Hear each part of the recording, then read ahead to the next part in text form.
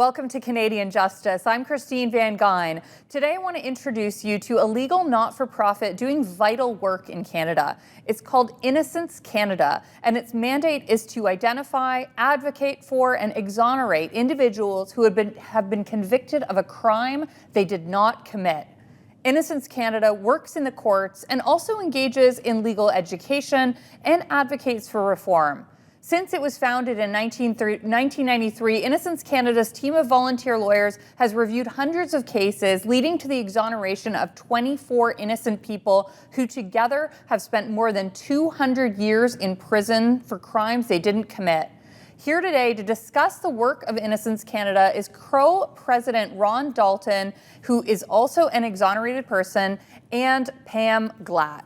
Thank you both so much for joining me today. Ron, you yourself are an exonerated person. What can you tell us about your story?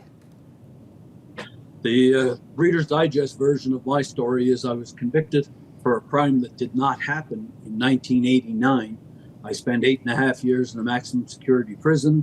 My conviction was overturned. I was retried and ultimately acquitted in the year 2000. I've been out of prison now for 25 years, and as soon as my acquittal was processed in 2000, 23 years ago almost now, I started looking around for ways to give back and help out other individuals like myself. I knew I was not the only person that had gone through this experience.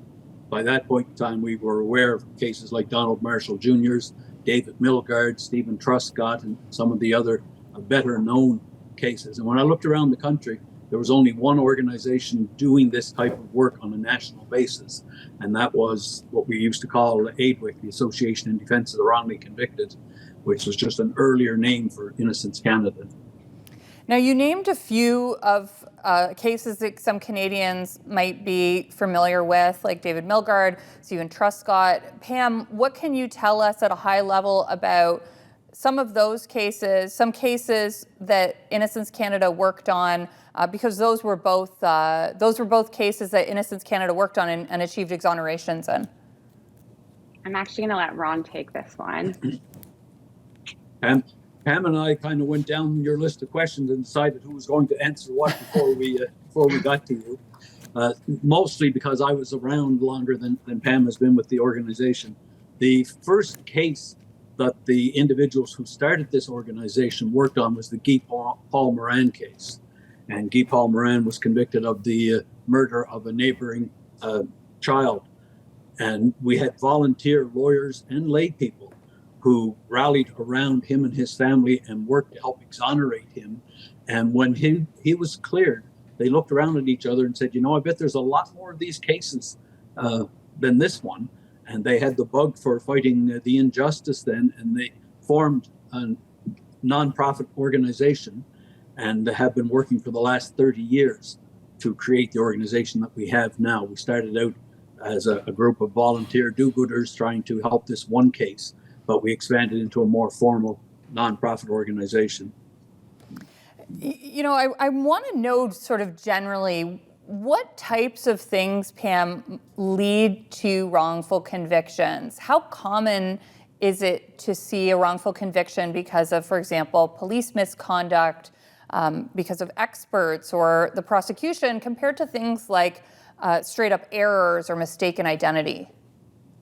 That's a great question, because, you know, it's not just one of these, contributing factors that lead to wrongful convictions.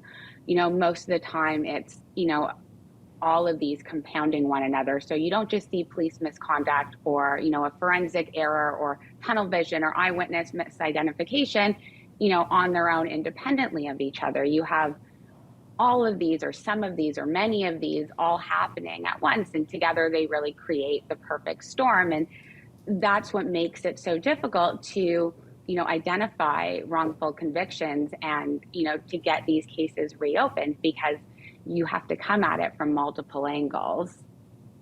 When you just briefly, when you say tunnel vision, what in 20 seconds or so, what are you referring to there? Yeah, so tunnel vision is, focusing on, a specific suspect or a specific theory and making the evidence fit that theory rather than going with the evidence and, coming up with a theory based on that. Yeah. We've got to go to commercial break now, but when we come back, I want to discuss more about this topic of wrongful convictions and the role of Innocence Canada.